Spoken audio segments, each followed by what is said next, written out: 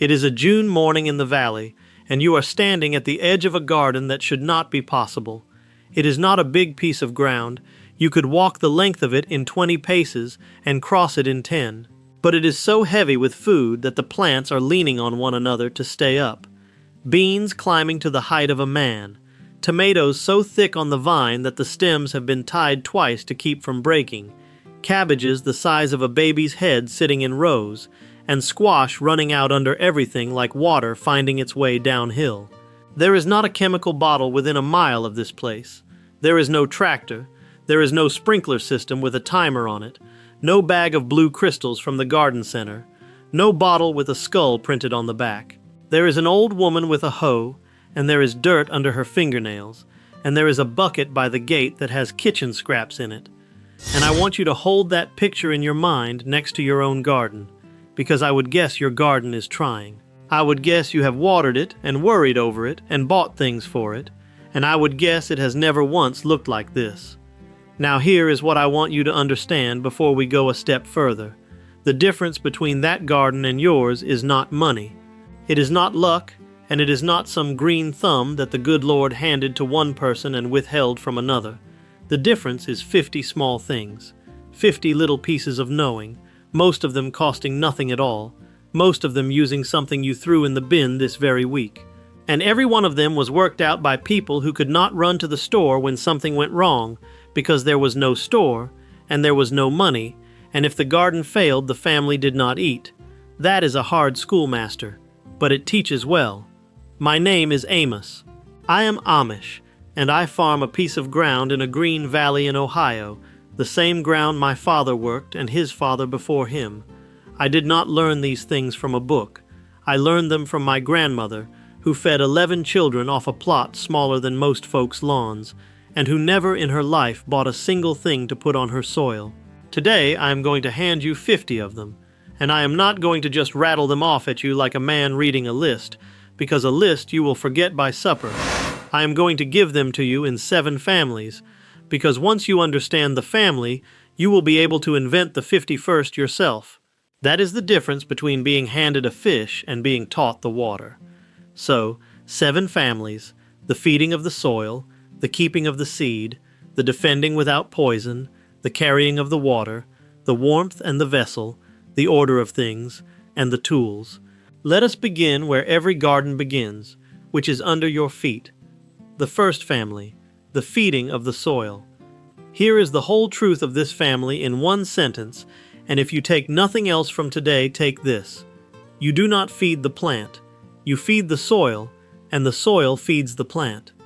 The garden center wants you to believe you are feeding the plant, because then they can sell you a bottle of blue water to pour on its leaves. But a plant is not a patient in a hospital bed being fed through a tube. A plant is a mouth standing in a living world, and that world is the dirt, and you already know this in your own body. You do not stay well by having a doctor push things into your arm every week. You stay well by eating good food, day after day, so that the whole of you is strong enough to look after itself. Soil is the same. Feed it steady, feed it plain, and it will look after everything growing in it. So, the first hack, and it is the humblest thing in your kitchen, your coffee grounds. Do not throw them out, scatter them thin on the soil, or turn them into the compost. There is nitrogen in them, which is the thing that builds green leaves, and there is a bit of grit that the worms like. But scatter them thin, mind. A great wet pile of grounds will pack down into a mat that water cannot pass through, and you will have made a lid where you meant to make a meal. Second, your used tea. The leaves out of the pot, or the bag itself if it is a paper one. Turn them under. Same reason, more nitrogen. And if the bag has a staple in it, pull the staple out first, unless you want to be finding little bits of wire in your ground for the next 10 years. Third, the water you boiled your eggs in. Do not pour it down the sink. Let it go cold and pour it on your tomatoes and your peppers. The calcium out of those shells has leached into that water, and calcium is the thing that builds a firm wall in a fruit. It is a free drink of milk for a plant. Fourth, the eggshells themselves. But hear me on this, because most folks do this wrong and get nothing for it. You must crush them fine, fine like sand, not broken in half like a bowl. A shell tossed in whole will still be sitting there whole in 3 years' time, mocking you, crushed fine, worked into the soil, and it feeds that same calcium in slow. Fifth, banana peels. Chop them up and bury them an inch down near your tomatoes. There is potash in a banana peel, and potash is the thing that makes flowers set and fruit swell. Bury it. Do not lay it on top, or you will have every fruit fly in the county holding a wedding in your garden. Sixth, onion skins. That papery brown stuff you peel off and drop on the counter. Steep a handful in a jar of water for a few days, and pour that water on your plants. It is a weak, gentle feed, and it costs you the price of nothing. Seventh, wood ash out of the stove. About a cup to a square yard, no more, and worked in. There is potash in it and a bit of phosphorus, and it will sweeten a sour soil. But mind me here, because this one can do harm. Never put wood ash on your blueberries, your azaleas, your rhododendrons. Those plants want a sour ground, and ash is the opposite of sour. You will be killing them with kindness. Eighth, fish. Any fish scraps, heads, bones, guts. Dig a hole a good foot deep, drop them in, cover them over, and plant on top of that spot next season. This is old as this country. The natives taught it to the settlers, and the settlers never forgot it. But a foot deep, I said. Any shallower, and every dog and raccoon within 3 miles will dig up your garden in the night, and you will deserve it. Ninth, manure tea. Take well-rotted manure, not fresh, put it in a cloth sack, and hang that sack in a barrel of water for a few days. What comes out is brown like weak tea, and that is what you want. If it comes out black like coffee, water it down until it looks like weak tea. Fresh manure straight on a plant will burn it dead, and manure tea too strong does the same. 10th, your own hair, and the hair out of the dog's brush too. From your hairbrush, or go ask the barber in town for a bag of it, and he will look at you funny and then he will give it to you. Work it into the soil. It breaks down slow and gives nitrogen for months, and there is a second gift in it that I will tell you about when we get to the defending. 11th, and this is the crown of this family, compost. Every scrap of vegetable, every peeling, every core, every coffee ground and eggshell and handful of grass. Layer it with dry brown things, dead leaves and straw, one layer wet and green, one layer dry and brown, and turn it when you think of it. In my valley, almost nothing leaves the kitchen except the bones. What you are doing when you compost is nothing more than running the whole business of rot on purpose, in a corner, where it does you good, instead of by accident in a landfill where it does no one any good at all. You are not making garbage. You were never making garbage. You were making soil the whole time and simply throwing it away. 12th, a small one. Epsom salt, about 2 spoonfuls in a gallon of water, once a month, on your roses and peppers and tomatoes. It is magnesium, and magnesium sits in the very center of the green in a leaf. A plant starved of it goes yellow between the veins while the veins stay green, and if you have ever seen that pattern and not known what it meant, now you know. The second family. The keeping of the seed. Now, if the soil is the mother, the seed is the promise. And this is the family where the modern world has taken the most from you without you ever noticing it was gone. 13th, save your own seed. At the end of the season, find the plant that did best, the one that gave most and stood longest and never sickened, and take your seed from that one. Not from the sad one, not from the middle one, from the champion. Dry the seed well in the dark, and keep it in a paper envelope in a jar somewhere cool. And here is why this matters more than any other thing I will tell you today.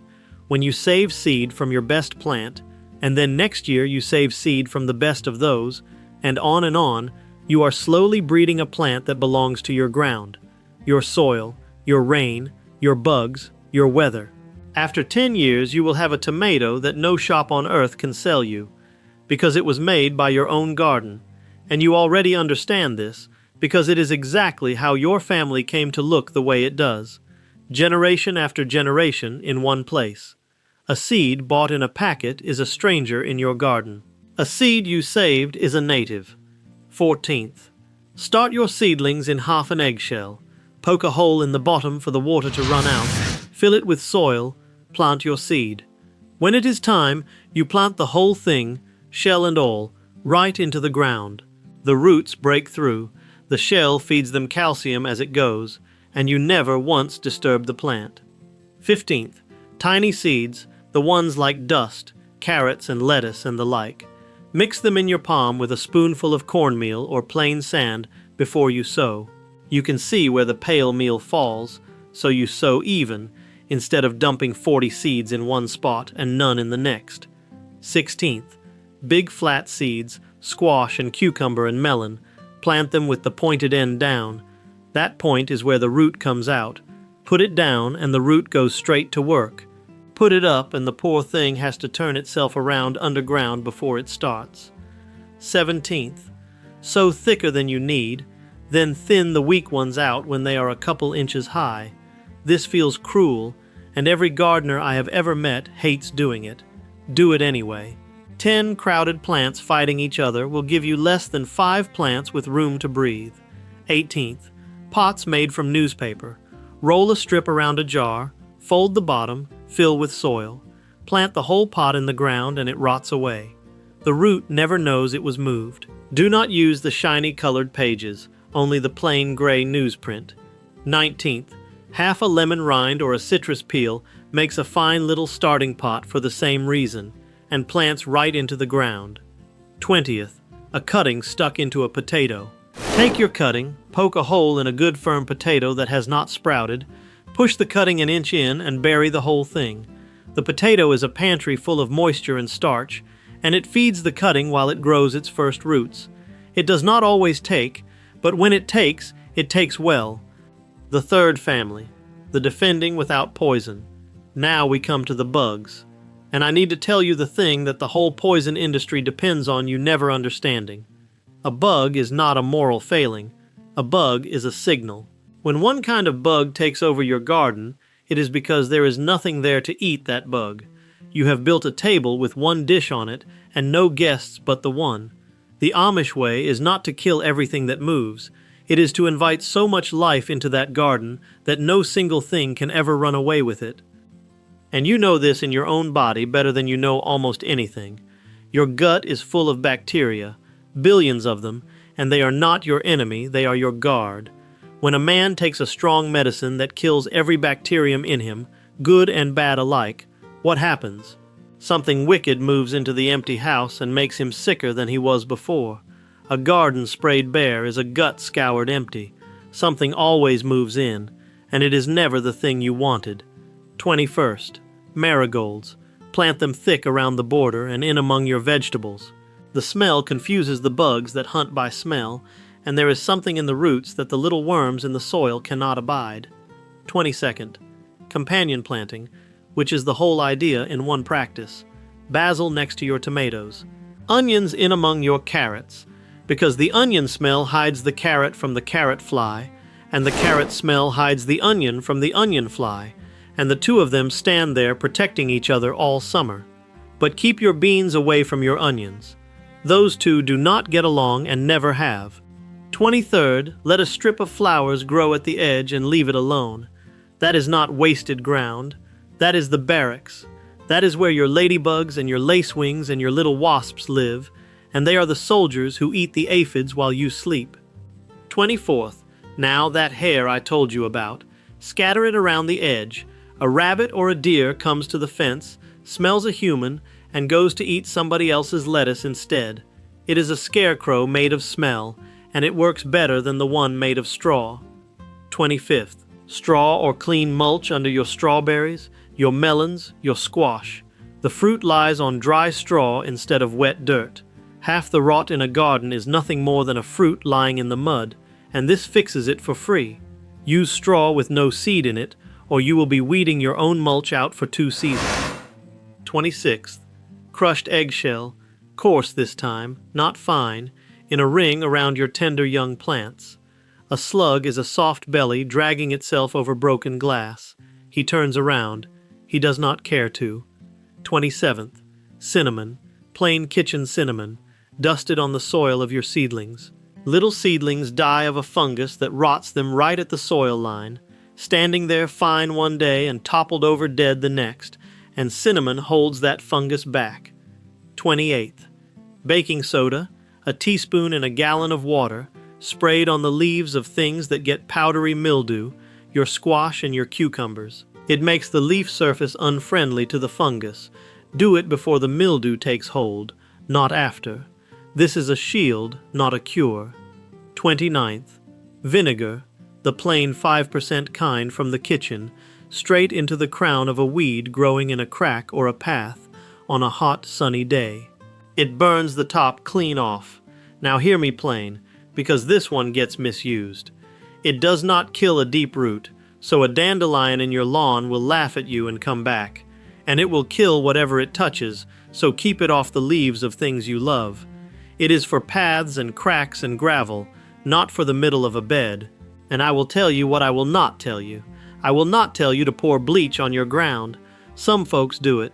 It kills the weed and it kills the soil under the weed for years, and a man who does that to his own dirt has not solved a problem. He has burned his house down to kill a mouse. 30th. Vinegar again, half water and half vinegar, on an ant trail. It wipes out the scent road they follow, and they lose the way to your kitchen. 31st. Aloe. Break a leaf and smear the gel on a stem you tore or cut by accident. It is a bandage over a wound, and it is the same instinct that makes you put a plaster on your thumb.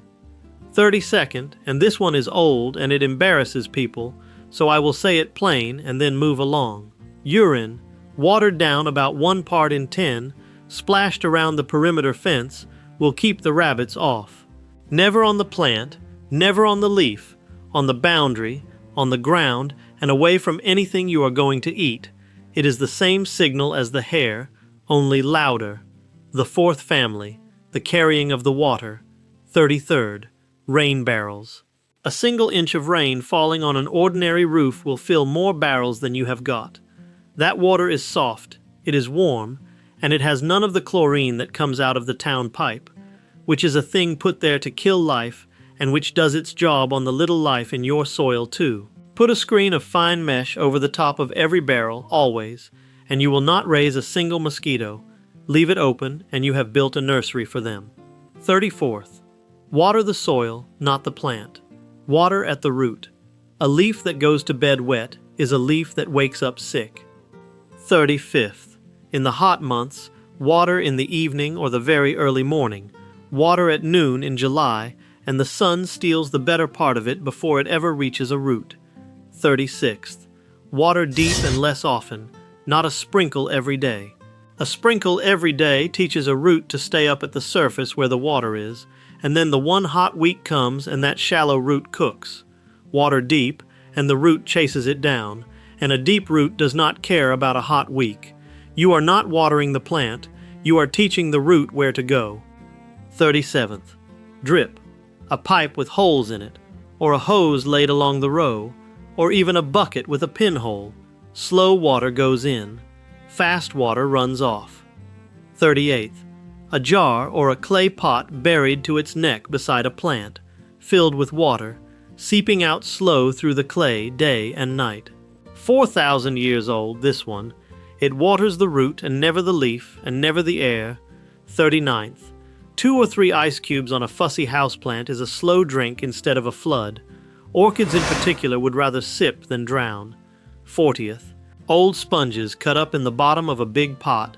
They hold water and let it back slow, and the pot will go a day or 2 longer before it dries out. Wash the soap out of them first. 41st. A coffee filter or a bit of newspaper in the bottom of a pot over the drain hole. It lets water out and keeps your soil in, so you are not washing your dirt onto the porch every time you water. 42nd. A clear plastic bag over a pot with a cutting in it makes a little greenhouse and holds the damp in while the roots come. Poke a few holes so it can breathe, or you will grow mold instead of roots. 43rd. Poke the soil in your pots now and then with a chopstick or a pencil, a few holes here and there. Soil in a pot packs down hard as a road, and water runs off a road, it does not go in. You are letting the ground breathe. The fifth family, the warmth and the vessel. 44th, a wool sock pulled up around a pot, or straw banked around a plant, holds the day's warmth into the night. A root that stays warm keeps working after dark. 45th, potatoes in a barrel. Plant them at the bottom, and as the plant climbs, keep adding soil around it, burying the stem over and over. That buried stem does not sulk. It makes more potatoes all the way up. One barrel will give you what a whole row would give you in the ground, and come harvest you do not dig at all, you just tip the barrel over. 46th, pencil shavings as a light mulch on a pot. They hold damp, and the little flies that live on wet soil do not care for them. 47th, a 1/4 inch of horticultural charcoal in the bottom of a closed glass garden or terrarium keeps it sweet instead of sour. The sixth family, the order of things. 48th, rotation. Never plant the same family in the same square 2 years running. Follow a heavy feeder like a tomato with a bean or a pea, which puts nitrogen back in the ground with its own roots, and follow that with something light like a carrot. Then start again. 2 things happen. The soil is not drained of the same thing twice, and any pest that was waiting in the dirt for the tomato to come back wakes up to find beans standing there, and it starves. You are not fighting the pest. You are simply not being where it expects you to be. 49th. Grow what your family will actually eat. Every gardener in the world plants zucchini and then spends August leaving bags of it on the neighbors' porches at night like a criminal. A garden is not a contest. It is a pantry. 50th. Label everything, and label it in a way that lasts. A broken shard of a clay pot with the name written on it will still be readable in 5 years. A wooden stick with pencil on it will be blank by August, and you will spend the whole summer wondering what that row is. And one more, which makes 51, and I give it to you free. Deadhead your flowers. Snip the spent bloom off just above a healthy leaf. A plant's whole purpose is to make seed and then quit. Take the seed head off and the plant thinks it has failed, and it tries again, and it blooms again, and it will keep trying all summer long because you keep taking its success away from it. It is a little cruel. It works beautifully. And your tools? Steel wool and vinegar takes the rust off. Dry them before you hang them up, every time. A clean tool cuts clean, and a clean cut heals.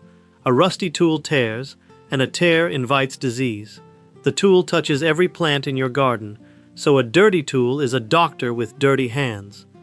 Now let me set the whole of it in your hands the way you will carry it out to your own ground. Feed the soil, not the plant, and feed it with what you were already throwing away. Save your seed from your best plant, and make a native out of a stranger. Do not kill everything that moves. Invite so much life that nothing can take over. Water deep and slow and at the root, and teach the root to go down. Keep the warmth in and the water in. Never let a family sit in the same square twice. And mind your tools, because they touch everything. That is the whole of it. 50 small things, and not one of them needs a thing from a store. Now I want to hear from you, and I mean it true. Tell me down below which one of these 50 you had never heard of, the one that made you sit up. And more than that, tell me the one your own grandmother did that I did not say. Somebody in your family grew food once. They knew a thing I do not know. Tell me their way, because this knowledge does not live in books. It lives in gardens and in kitchens, and in the memory of folks like you. And every time one of you writes it down, a little piece of it is saved from being forgotten. I read every single one. And before you go, let me tell you what I am setting out next time. I am going to put on my table a plain white powder that you can buy for a few dollars, and I am going to show you how it kills any crawling bug that touches it without a drop of poison in it, and I am going to tell you why the fellows who spray houses for a living would rather you never heard of it. Come back for it. Until then, keep it simple, keep it honest, and keep it homemade. And remember, the people who built this country with their hands knew things we are only just starting to remember.